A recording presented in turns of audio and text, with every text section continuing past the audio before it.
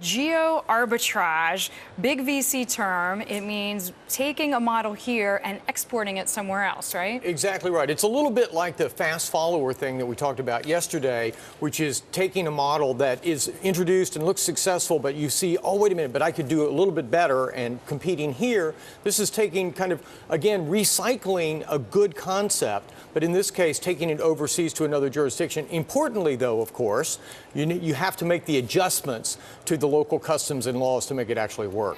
Baidu, I'm thinking, copied Google. I mean, there's a lot of examples out there. Right. Now, Baidu kind of did it on their own. What we're seeing now is the idea that American VCs will help export and invest in models when they take them overseas. So Peixe Urbano is down in Brazil, Sure. and that's a extremely It's like Groupon, right, for Brazilians? It's rather exactly like Groupon. And so that's kind of the point.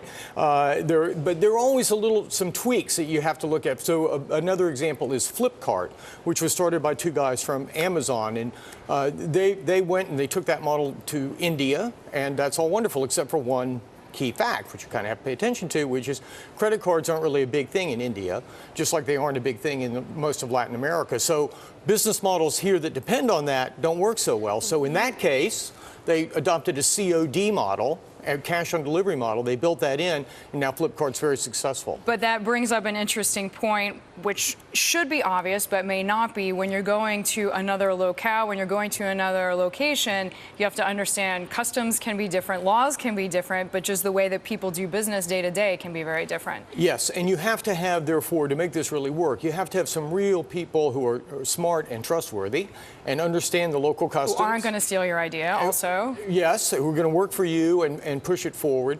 And look, sometimes, to be completely blunt, there are also, local officials who want their hand in order to get you the permit to do this and this. So there's a lot of stuff that you have to work out. It's not an automatic no-brainer to do this. What else are potential, I don't want to say downsides, but things that you have to consider if you're an entrepreneur and you're thinking about doing this, or if you're an investor and you're thinking about backing something like this? So there are a couple of big things here. One of the things that's really interesting to me is that VC, this kind of, it seems like it's so obvious, right? Like, why doesn't everybody run off and do this? So one reason is that for the VCs, they like it because they're taking a proven model and exporting it, but they don't like it because, by definition, there's a limit to how scalable it's going to be. If you're taking an idea that's popular here, you've already taken the biggest market in the world for e-commerce, things like that, out of the equation, and you're going somewhere much smaller. So instead of going from a little idea to a giant idea, which is what VCs do, you're going from a big idea and kind of taking it down. So that's one reason they don't like it.